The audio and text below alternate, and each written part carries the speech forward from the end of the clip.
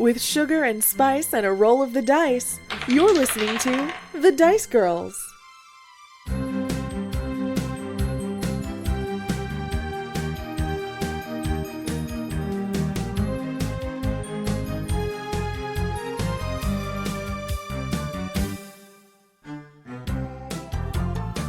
I wish there was a, you know how like you have eHarmony. I don't even know if eHarmony is still a thing. I think so. Where I think it's it like is, a yeah. dating site, but you go in and you answer all of these questions, and they match you based on your questions. It's not just looking at people's pictures. But I wish that there was a site like that for video games where you could go in and put, because I have a very specific list of things Yes. I want to be able to do. It's pretty small. You have one game that you play regularly. Right. But I play Fallout 4 all the time. I like Skyrim, but like in Fallout, I know how once I get in the game, I know how to get like an OP weapon pretty much right off the bat kind of thing. And I don't use mods or anything. But like in Skyrim, I haven't figured out how to, how to feel safe. Yeah. Basically. Yes.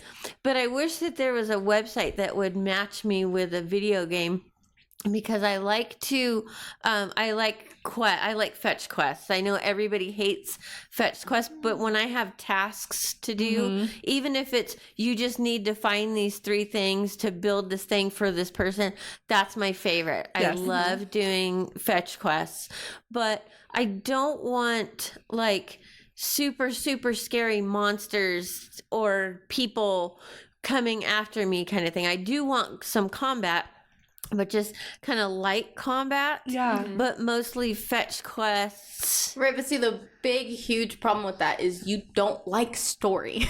Right. Which is really hard to find in a video game. Yeah, either it's combat heavy or it's story heavy. Right. There's not a whole lot of in between. Or it's like a multiplayer game. Right. So it just Yeah. throws everything out the window. Yeah. But like I was thinking about like what kind of video games can you think of that are more task oriented? Like Stardew Valley? Ooh, yeah, that would be a good one for you. Would it? I don't think, I've never played it. I'm not The sure. cozy games. I played it. I don't think that's super story heavy. It's not. It just kind of comes in pieces. Right. It starts you off with a little blurb basically, and then you're kind of free to move about the cabin however you'd like. Okay.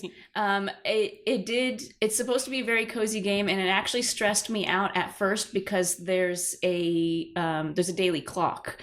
So each day runs maybe about 20 minutes, and so like you can only go to a shop during certain hours of the day. Okay. So or you have to get in bed before like 2 a.m. or 1 a.m. Otherwise you'll pass out and you'll lose items.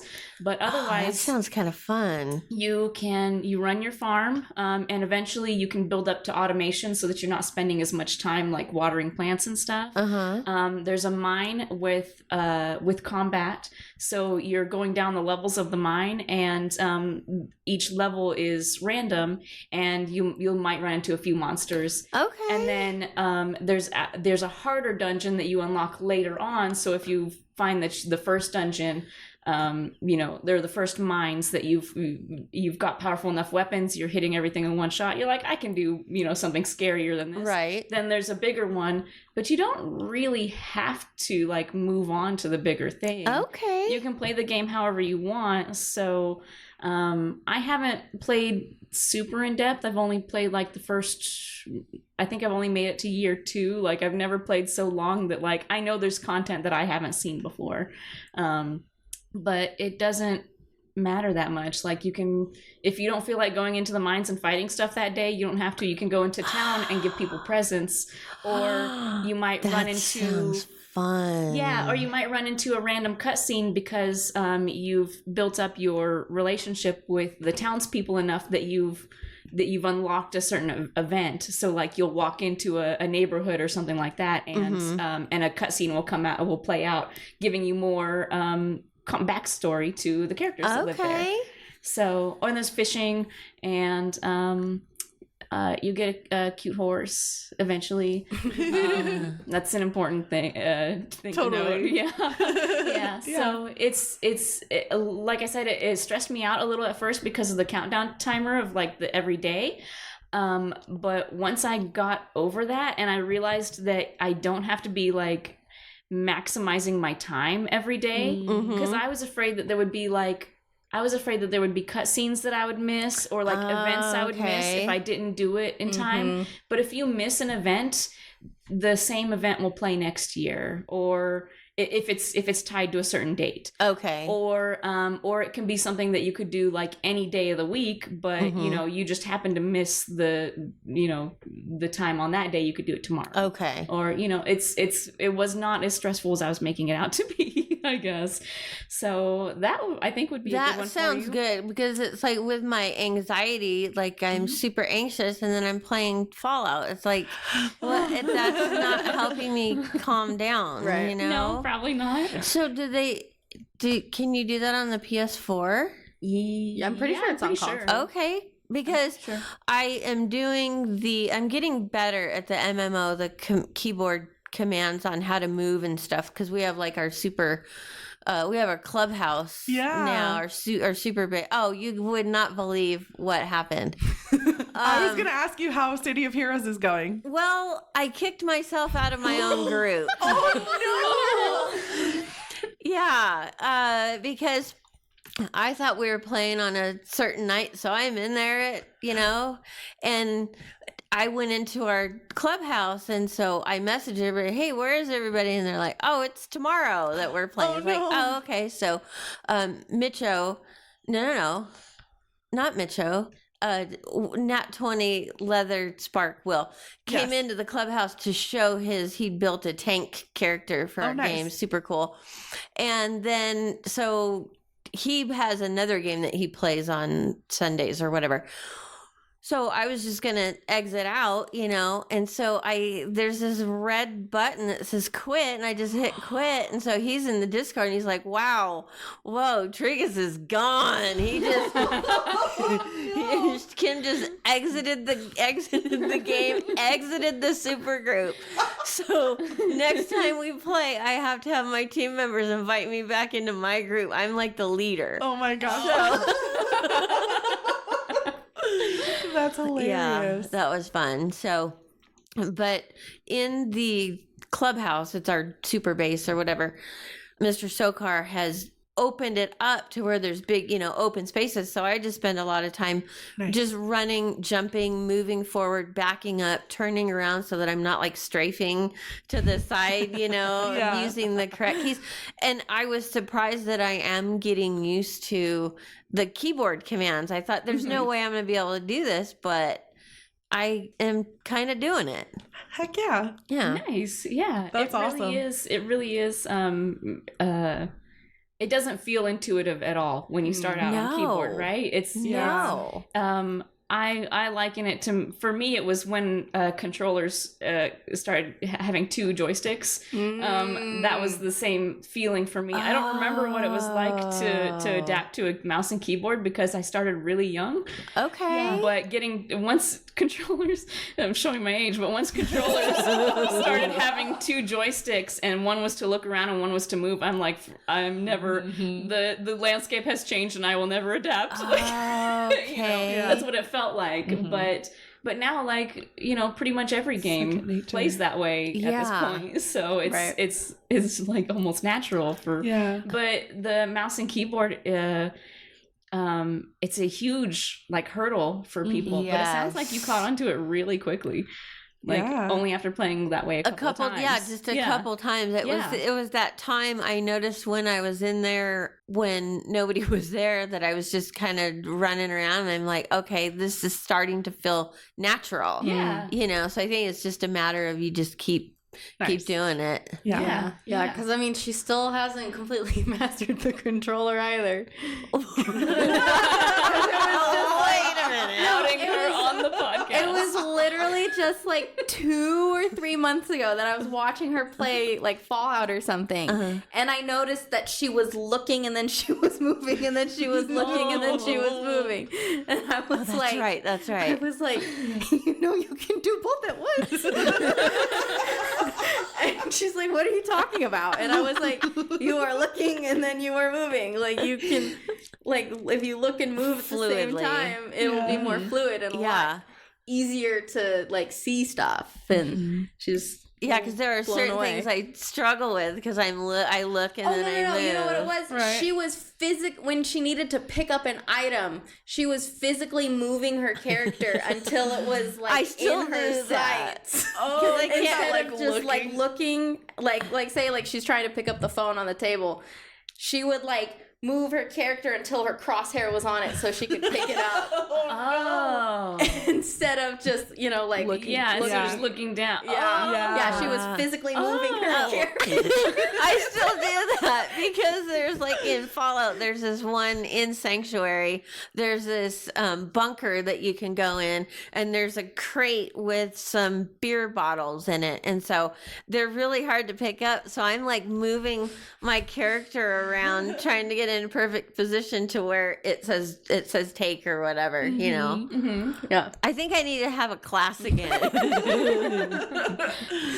You know what would be cool if there was a website that gave you like a video game guru, and they're like, hey, is it your first time playing this game and you'd want someone to show you the ropes? Right. Yes, I will tutor you. Yeah. because like I told Alexa, I said it would be so cool if I could just have your face in there Right. walking as I'm walking through, and you're like, oh no, wait, don't go in there, you're not quite ready for that yet. Yes. Turn left. Yeah. Now walk down to the river, like a guide. Mm-hmm. I That would would be a pay cool- to have the little face and a guide Yeah. to play games. That would be a cool service. Yeah.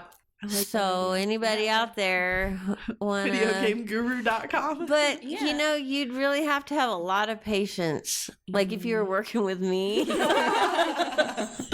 We could set it up like a matching service, and we could have people who are like, yes, Super I'm a patient. master at Fallout, and I will help people at Fallout. Yes, I'm a master at Fortnite, and I'll help people. I'm a master at Call. Like it could be almost like the matching service you were talking about. Yeah. But like matching like really experienced players with brand new Yes. players. And it would be cool if it was like driver's ed where the teacher could take the wheel when stuff gets scary. Oh, they have a Right. break on their side. Yeah, like whoa. Where are you going? You are not ready for that. They hit their Or- space bar and your character stops in its tracks. Yes. Yeah. They're like, that's a cliff. They're like, that's just orange juice. You don't want to. Right. You don't want to try to pick that up.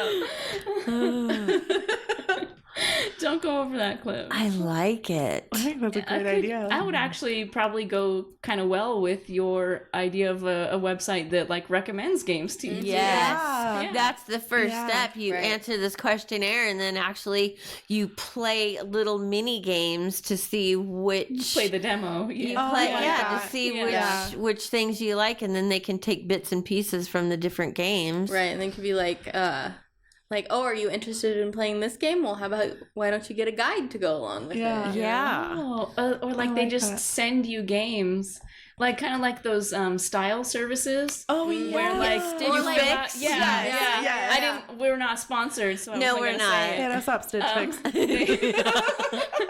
They have to contact us for a sponsorship for me to say their name, but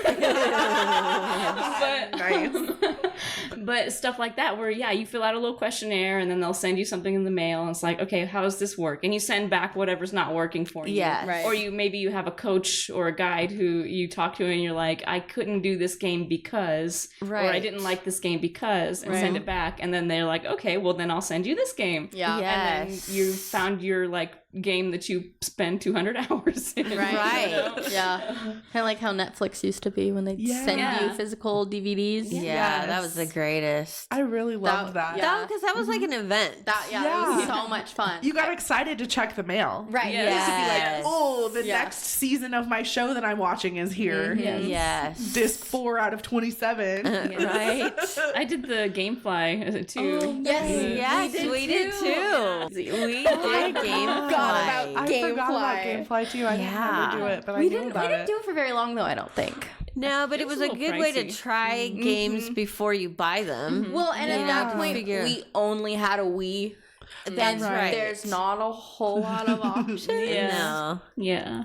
This conversation has made me realize that games, do they still do demos? I don't. Yes. Okay. There are digital demos. Like I'll download demos for my games all the time. Oh, Like okay. on Switch, I know they Okay. have demos. I'm sure Oh. PlayStation Nice. and Xbox do.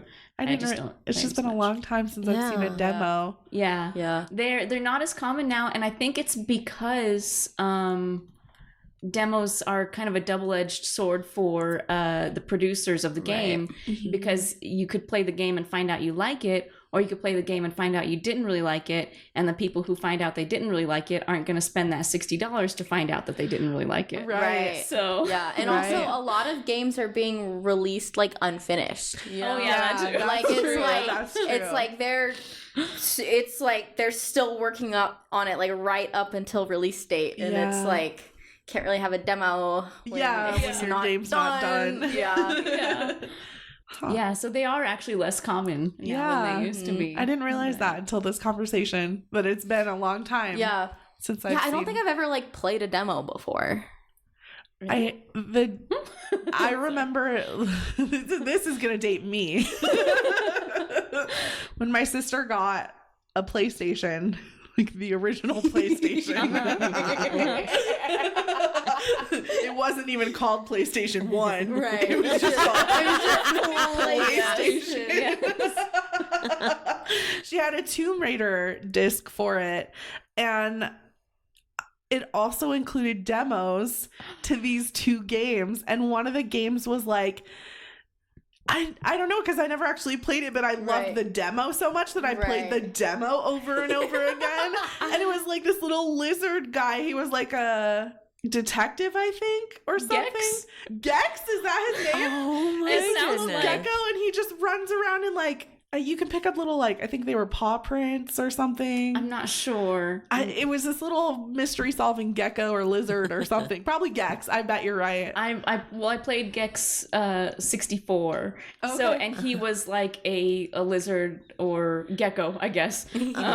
He was a gecko that he was more like a spy, I think, than a Oh, detective. yeah, I think but he you're right. wore like a James Bond style, like just a black and white Yes! suit. Yeah. Yeah. So it might. That's why I said Gex. It might be, I bet that's it. but I loved the demo for that game so much. I forgot that they did they did game demos on the disc like disc, that. yeah. I forgot all about that. Yeah. That's so cool to remember. You remember how generous game developers used to be? Right? They were like, here is this whole entire game, Yeah. and here's a quarter of another game. Yes.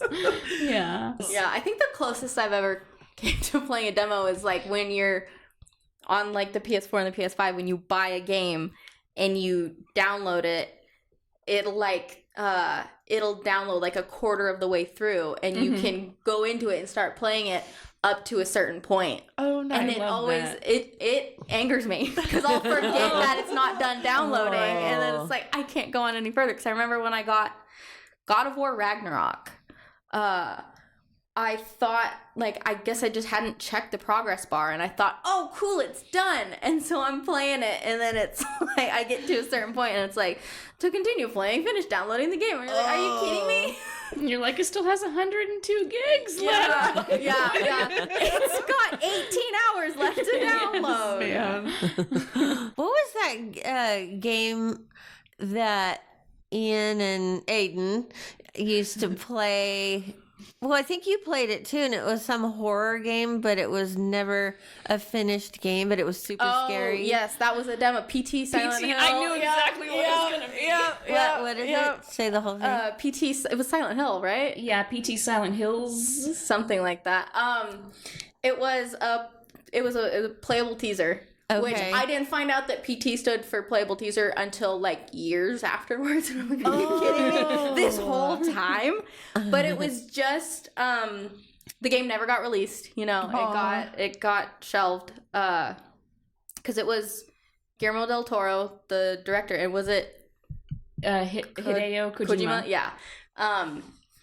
We're working on a game together, and it was just like the teaser was just this hallway. And I don't remember everything about it, but like you just keep like going in circles and stuff would pop out, and you could go into like the bathroom, and then there was like a code you had to figure out, but they played it all the time. I never played it because I can't do scary games. Yeah, I never. But I will watch someone else play scary games. Right. So I did look at YouTube videos of other people playing. And yeah, it's like this looping endless hallway, and like you're going through a door, and you know the first time you're going through this door, you're expecting to come into a room or a new place, but then you find yourself back at the beginning again. Right. And then there's small changes. There's whispering voices. There's spooky stuff happening. There's grotesque, there's things that, you know, we probably shouldn't even mention on the podcast because it's a scary game. And it's, I recommend it to nobody. Right. Like I recommend it to nobody. I don't think you can get it anymore. I think they took it off. Yeah, they took it off. So from what I understand, there was controversy because it was never actually supposed to. It was never like a greenlit game. Right. It was just that Kojima really wanted to make that game. Right. And so he kind of threw it out into the world without any permission. And then it was really hyped up, and he wanted that reaction from the fans, and he was hoping that big reaction from the fans of everybody loving it would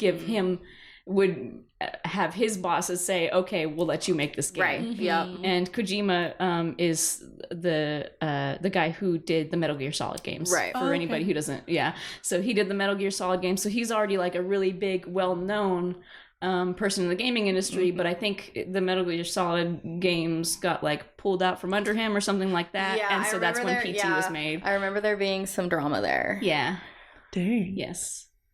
I've never played Metal Gear Solid, but I've watched someone Neither else have play. I. I've watched someone else play Metal Gear Solid, and I would love to play Metal Gear Solid if I was any good at that kind of game. Right. I can't.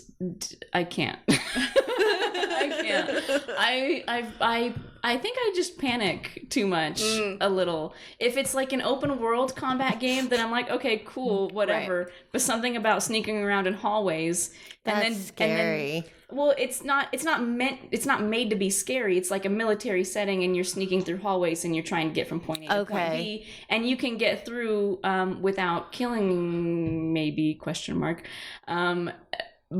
If you can sneak through, you know, without alerting anybody. At least this is what I remember of the first game. I can't vouch for the other games because while I remember some like plot points and stuff, I don't remember the gameplay as well. But something about like is having to stay out of sight. I think it's the being caught part where I start to panic and flounder, and I can't. And then I just can't like shoot straight or do anything in the game anymore. Right. So yeah, I haven't actually played the Metal Gear Solid games, but I would like to. I just too much pressure. And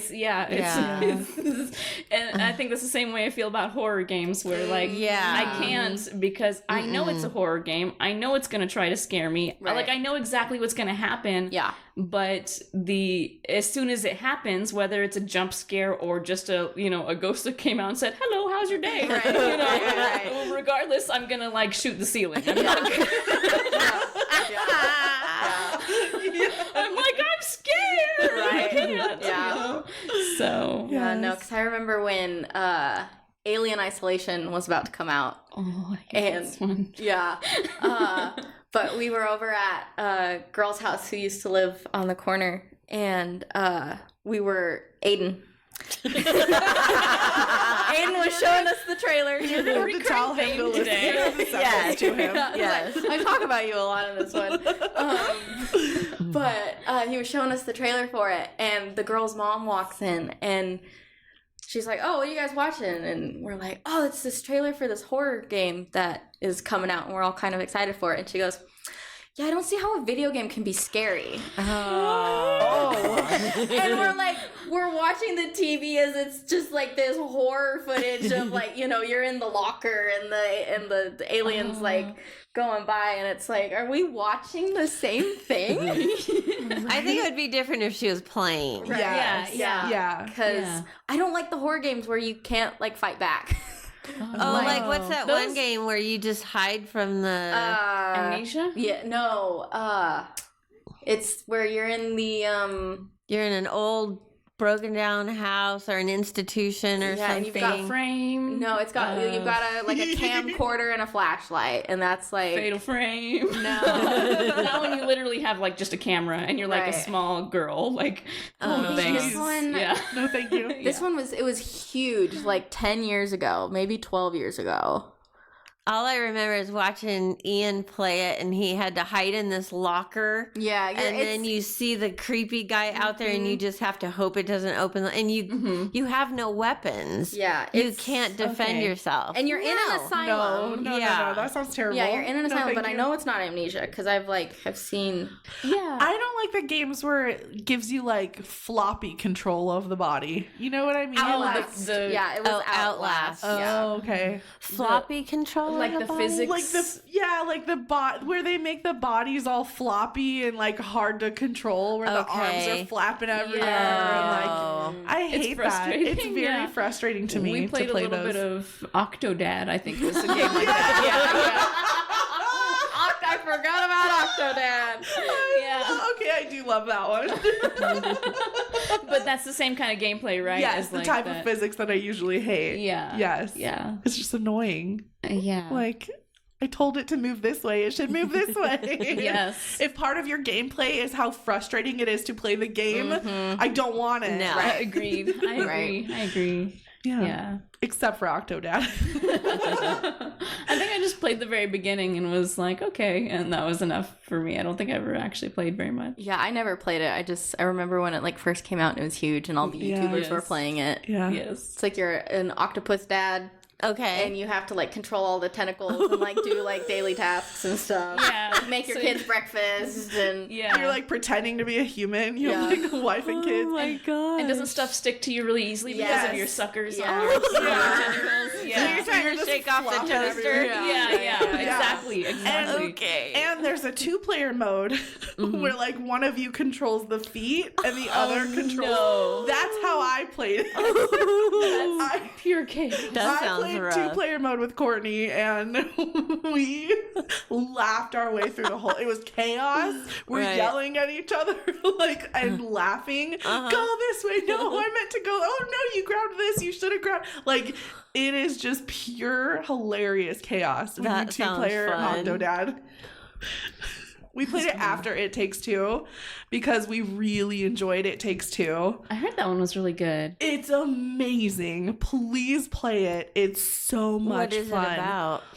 It's about the storyline is actually kind of weird And sad. and sad in some parts. Yeah, it's about this girl. Her parents have announced that they're getting divorced, and she has these like little. In her dad, she has a little doll made out of clay, and for her mom, she has this little like wooden, like one of the art posing dolls. And so she like makes, and she accidentally like she cries on them, and like they wake up in those little tiny bodies. Oh. And they have to work together the whole game. Like, It Takes Two is not a game you can play by yourself. You literally Okay. have to have a second player. person. Okay. Yeah. And you literally have to work together as these tiny little dolls How cute. to get back into your human bodies after you've decided to divorce. And so it's a lot about, like, working together. Compromise Yes. and teamwork. Yes. And Yes. And they do That's cute. such a fantastic job of, like, the roles having to rely on each other, and like just the different places you go and the different tools that you get in each section to do different things and how those work together. Like in the early gameplay, May, the wife, she gets a hammerhead because you're tiny, and the husband, whose name is now escaping me, he gets nails. And so like he has to shoot the nails to a spot so that she can swing from the hammer off of it. Like cool. it's really cool and it's a lot of fun. That does sound like a good one. Yeah, it's a really good game. It looked like a really creatively designed game It too. is very reminded me a little creatively bit designed. of, I don't know if you've played Little Big Planet. I didn't. I haven't, but I want to. The style of it kind of reminds me of that. I guess a little more realistic than Little Big Planet, but take that with a huge grain of salt because like It Takes Two is like it's a real world setting type of thing, but it's very fantastical still, Yes, right? Absolutely. Yeah, your like guide is this really obnoxious talking book. he's like a romance book that their daughter had bought to help them like figure it out. And so he's like pushing them to like work together, and he's a little bit of the antagonist, actually. It's a really good game. So that's why I played Octodad, because I had so much fun with It Takes Two. What's the game that everybody talks about where you're following the cat or you're the cat? Stray. Wow. Is that a cozy game, or is I think it it classifies. It is. I haven't played it, but from what I understand, I don't know if it would classify as cozy, but I guess it depends on your what the actual definition. Right. I don't think there's a hard definition of a cozy game. Right. Yeah. But I'm pretty sure it's not like, Guns A-Blazing or anything like that. Stray, you're just playing as a cat, and I think you're wandering around the city, and you have a cute little backpack on. Yeah. And that's about all I know about that game. Okay. Yeah. It's technically classified as an adventure game. Oh. Okay. But I bet it would be... Yeah, I think told it you would about probably it. be like up your I alley. think because you were thinking that it might be something I'd be interested in. I may try the Stardew Valley first. Nice. Yeah. Yeah, Stardew Valley you should be able to get like on a sale easily. Oh, you have to pay for it. Yes, you do. Okay. Yeah, it's a It was video game. it was a game designed by only one person. Oh, as well. Wow. Yeah. I didn't Wow. know that. Yeah, he built the entire game from the ground up. It was just one person. That's my cool. goodness. That's impressive. Right? Yeah. I'm pretty sure it took him a long time, I but would imagine. Yeah. he did it all himself. Do you read? Do any of you read books? Not as much as I would like. Okay. Not like actual published books. right. You read fan Fan fiction. fiction? Yeah. Nice. Yeah. I just finished a book that was recommended by John Green. John Green is the TikTok brother, right? I hate that they're the TikTok brothers now. I hate them so much. Well, he wrote. They're the vlog brothers. He wrote the story about the, It's The Fault in Our Stars. The Fault in Our Stars. I don't want to give it away because it's an old book, but someone could be currently reading Fault in Our Stars. Right. But John Green had recommended a book called Tomorrow and Tomorrow and Tomorrow. Have you read that? And it's about these game developers that connect, and they're working on this game, and their trials and tribulations. Is really good. Nice. Cool. Yeah, it's a good book. That's really cool. So you don't read actual physical books anymore? I don't read as much as I would like to anymore. I picked up another series that I wanted to get into, but I just I need to work on my attention span. Yes. I need to work on rebuilding my attention span again.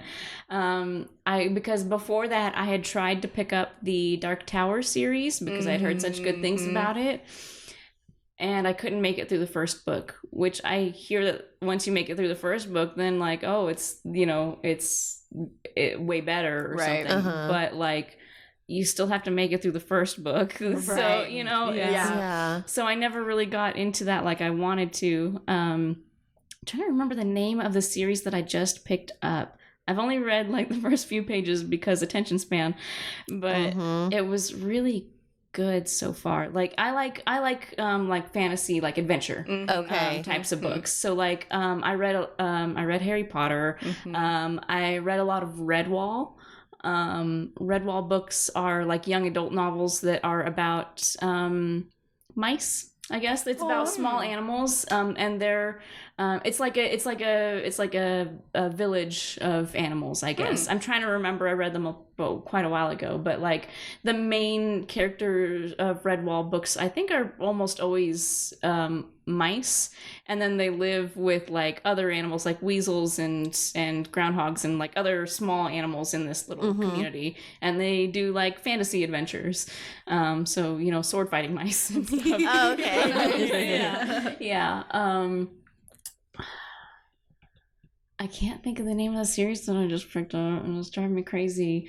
But this dude has, I've only read the first few pages, but it starts out with this guy that has this coat that he turns inside out. Joseph in the amazing Technicolor Dreamcoat. No.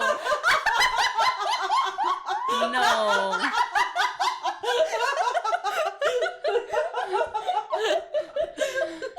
No, but maybe it may as well be.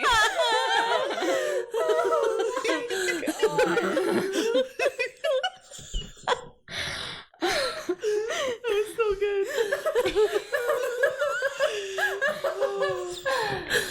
He turned his coat inside out, and it became a different coat. And then he turned it inside out a couple more times to find the coat that he wanted. Oh. It changed wow. every time he turned it inside out. Wow. So Cool.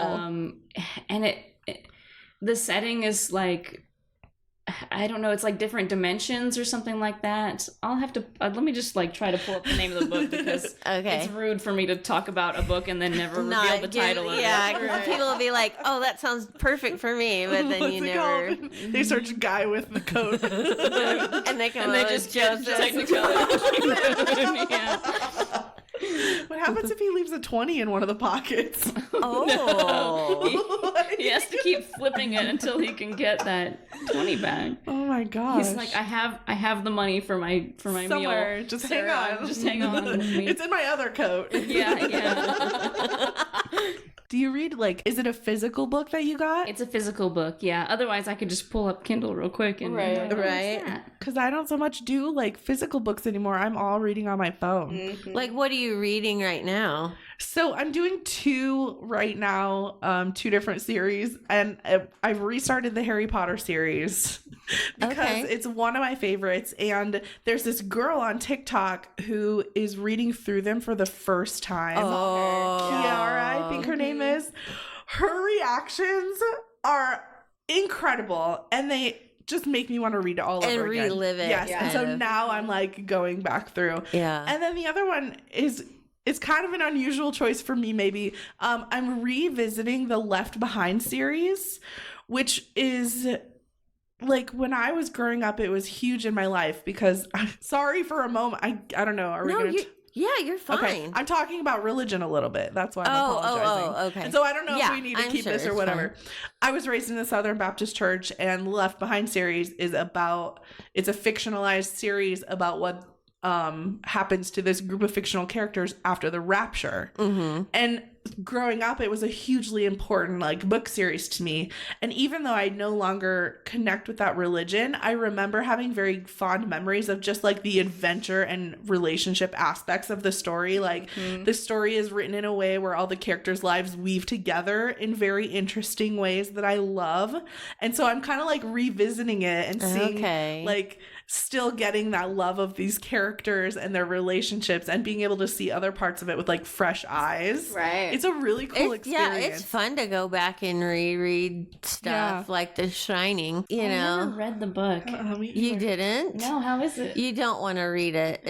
It's really scary. I've heard that there's a lot that the movie left out. Yes. There's a lot Yes. of like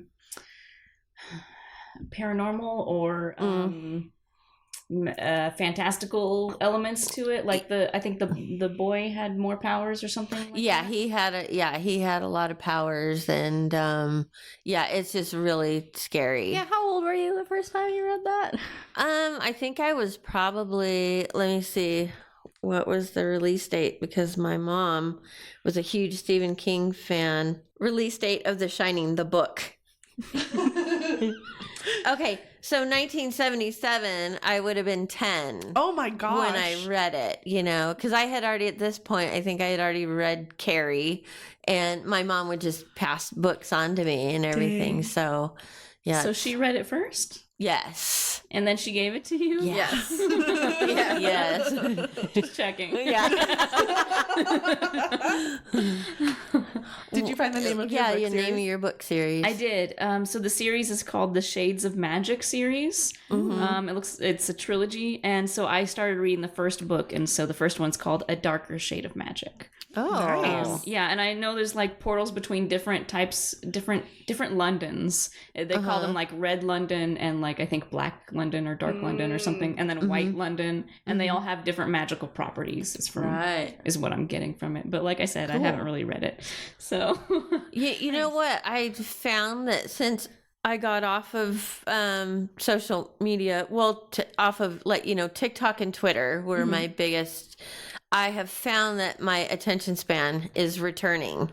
I bet. Because now I can sit and I can watch a show and not have to pause it. Well, I have to pause because most of my shows have subtitles that are in Korean, so I can't just have it playing in the background.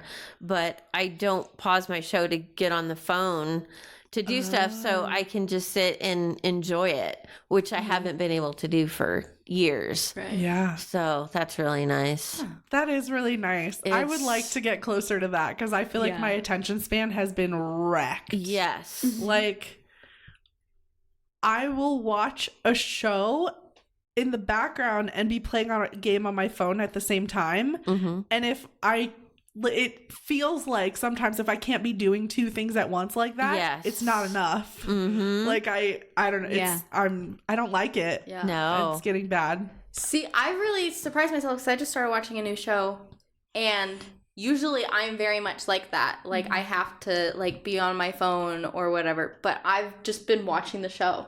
Nice. And then also with video games, like I used to always have to have like a YouTube video going or something on the side, but the whole time I played Baldur's Gate, I'll try to have a YouTube video on, but then I'm not concentrating on the game, and so I'll turn it off, and I'm just playing the game. So nice. It's been, I don't know what changed. Maybe my prefrontal cortex is almost done developing, and so it's like, Yeah, she's 24 Nice. now. It's, Nice. Yeah. yeah, It's getting close to being formed, 25. yeah. Heck yeah. Which doesn't make any sense that the decision making center of your brain is not fully formed until you're 25. Right. Yeah. That seems like a design It's flaw. just yeah. That's a bug, Yeah. not a feature. Yeah, it should be the first thing done. You would Right. think. Yeah. It You seems would important. Yeah, the impulse control and everything Yeah. that's in there. It's Probably not as many people being pushed off cliffs, I would think. probably Right. probably fewer bushes burned.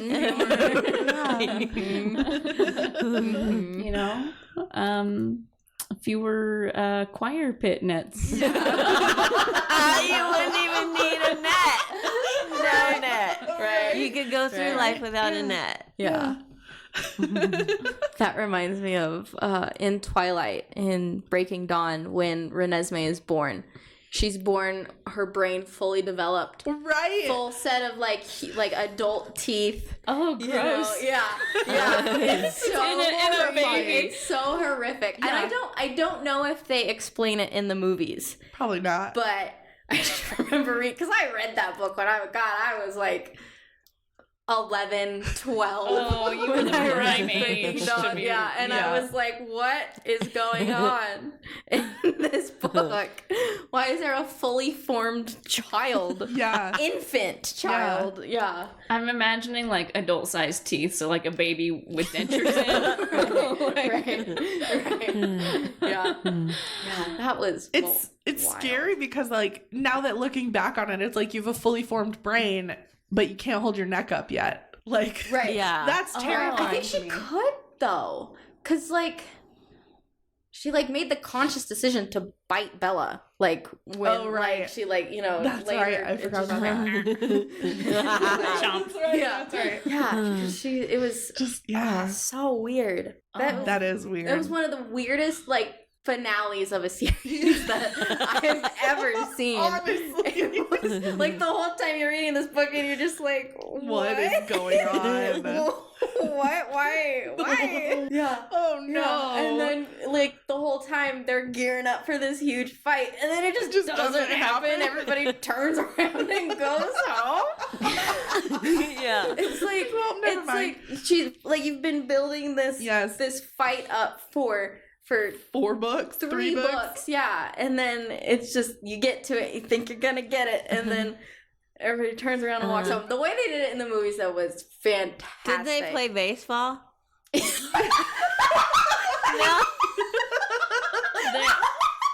I do distinctly remember Vampire Baseball Yeah, in one of it those is movies. Vampire in the Baseball. first one. Okay. That is not the end all be all climax of the.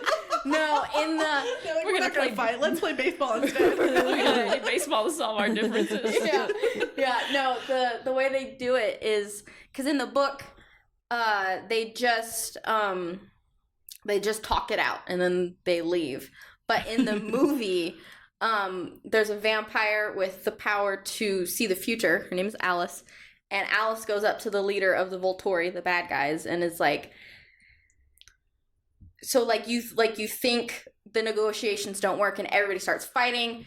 Huge characters are dying. Battle scene. It's bloody and awful and shocking and I Yeah. can't believe that one died. Right, yeah, like these huge major characters are just getting murked. And then when the lead bad guy dies, you see like it's like showing his eye and it pans out and then you realize the whole time it was just Alice was showing him the vision of what would happen if they did fight, and she's showing him you will die if you choose to have this fight, and then they all go their separate ways. But okay, because we watched it in the theaters, and it was me too. Because the whole time I'm like, this did not happen in the book. This did not happen in the book. You can hear the whole theater just like buzzing, and freaking out. Yeah. It was such an experience. I'm pretty sure I saw it with you. Yeah? But you hadn't read the book yet. No. I'm pretty sure you did read all of the books. Yeah, I did read all of them, but it wasn't till later, I think. Yeah. And then after you read the last book, you're like, I let you read this. Right. Same with my mom in The Shining, but she knew. So Yeah. funny. I mean, so she let me read all the books, but then she didn't let me see Breaking Dawn Part 1 because she just happened to go to the movie theaters and see it before I was going to go. And she's like, no, you are not going to go see that movie. I'm like, but I've already read the book. Yeah. And I still don't think I've seen the movie. Oh my gosh. Oh, no. Funny. And you were probably still in daycare. Yeah, because I was like, when did Breaking Dawn Part 1 come out? Yeah. I'm thinking that you're a fully fledged adult at this point. Watched, 2011. we watched the whole series. We've talked about it, but we haven't sat down and done it. Yeah. Oh, Oh my dang. gosh. Yeah, because I saw the first Twilight movie in theaters when I was 8 years old.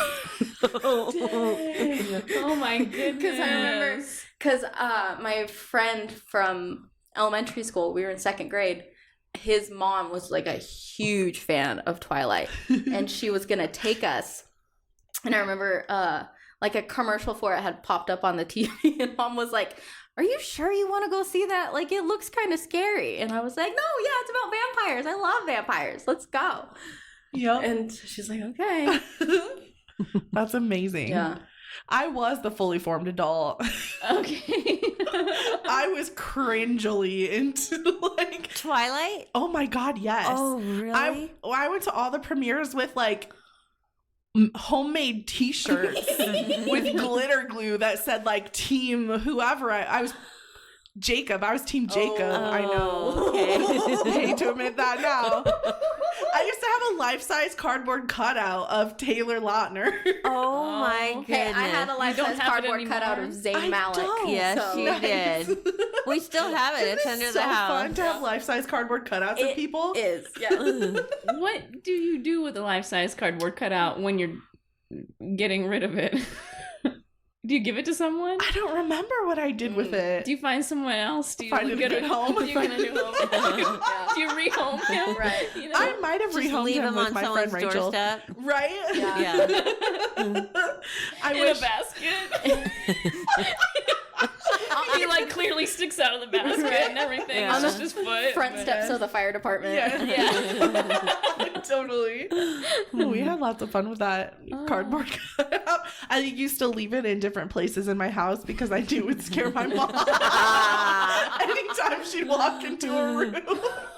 That was the same with the Zane cut. Really? Yeah. I don't remember that. Yeah, you'd put it like at the foot of the stairs. Do not remember Like that. when I'd be going down in the basement, I'd come around the corner and there's Zane standing there. Oh, we never owned cardboard cutouts. Although I did have one of my college teachers did have, I believe, cardboard cutouts of the full original Star Trek cast. Oh, Nice. And he was very proud of it. I respect that man more now than I did when I was in that class. Right. And just for his brazen ability to admit openly to a bunch of like 18 to 20-year-olds that he has a full set of the original Star Trek crew. But anyways, that actually, the leaving the cardboard cutouts to scare people reminds me of my sister and her husband. I don't know if they knew how they ended up with a Justin Bieber t-shirt, but they had one, and they would Bieber each other. So they would leave it in a spot, so like they would go to open the silverware drawer or something, and they're like, "Oh man, I got Bieber," you know? And then that person would have to hide it for the other. Oh, It's that's adorable. amazing. that's So fun. That is so fun. I love that. I want another life-size cardboard cutout, and I don't really care who it is at this point. It's just fun to have. Right. Uh-huh. Yeah, mine. How did it broke? Like Zane's like folded in half, and I don't remember how that happened. I'm I don't sure my remember. brother had something to do with it. Yeah. Because I think at that point we were still sharing a room, and he was not thrilled about having a life-size cardboard cutout of Zayn Malik from One Direction in his room. Oh, that's too funny. Oh. He didn't end up like drawing a mustache on him or anything. Did he? No, think he so. didn't deface him at all. Mm-mm. Wow. Yeah. Some self-control. Yeah. Right. Some. Yeah. He still would. I think he would still like punch him and stuff. Nice. And I think that's how he wound up in half. That tracks. Mm-hmm. I think mine actually eventually wound up breaking as well, because we used him as an extra in our really like chaotic parody videos that we used to make and put on YouTube. We used to like dress him up for the holidays and stuff. Like, there's a Harry Potter parody that my friend Rachel and I did to a Kesha song, where our life-size Taylor Lautner played several roles, including Mad Eye Moody, where we made this big red-looking eyeball out of paper and just taped it over one of his eyes and put like a strap on it. He played, I think he also played Grop, which was like Hagrid's half-brother giant. Oh, right. Yeah, he played many roles. Yeah, in our shenanigans. He was a pirate in one of our videos, not the Harry Potter one. Do you still have any of that footage? Oh yeah, they're all available on YouTube. Like they're out there. Yeah, That's fun. I don't remember what the username is. I think we called it's so chaotic and cringy and funny. The Harry Potter parody is called like Stupefy was the name of it. It was like Stupefy Harry Potter Kesha parody or something like Okay. that. And then we did do one for Twilight where the whole song, it was a parody of the song Hey Soul Sister by Train. But it was from the point of view of Edward, who really, really wanted to eat Bella. And so like we made music videos for the parody that I wrote. And so Bella, who was played by my friend Rachel, keeps showing up in these scenes dressed in a big hot dog costume. And then at the end of the music video, we have our Edward, who was my friend Eric, cutting up a hot dog and just eating it. That's awesome. We had a lot of goofy fun.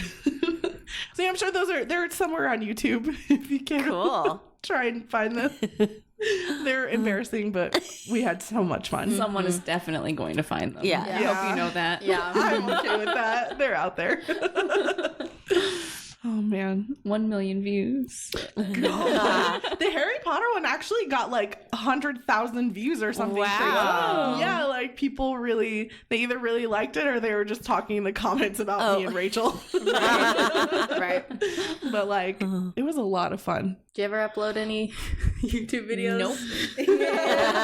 Nope. Smart. Nope. Thankfully, I didn't adopt smartphones until I was old enough to know not to record myself. Yeah. So I don't think we never put up videos like with our faces in it. Mm-hmm. But Aiden made a video of, we used to pretend that the garage was haunted. Yes, haunted garage. Haunted garage. And I think that's literally what it's titled on YouTube, is Haunted Garage. And Nice. it's just like, he's like, I'm in this garage and I think it's haunted. And he's like at this door, and then he opens it.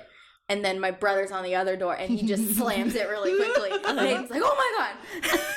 And that's the entire video. Yeah. That's amazing. Yeah. Are there any YouTube videos of you, Kim? Oh yeah, Just the there ones are. that you've uploaded like purposefully. Yeah. Nice. We have our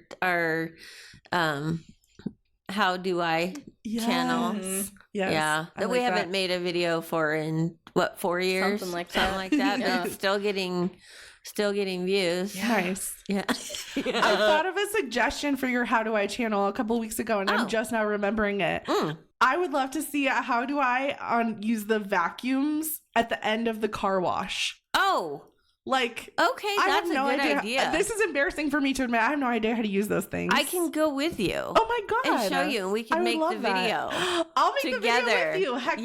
Yes. That'd be I amazing. like it. And we Stay can also tuned. vacuum my car. Stay tuned. Oh yeah. Really needs it. Okay, I'm gonna. Can I? Are we good? Yeah. Okay. Yeah. Shall we Uh, sign off or? Oh, I think it'd be funny if we just like end it.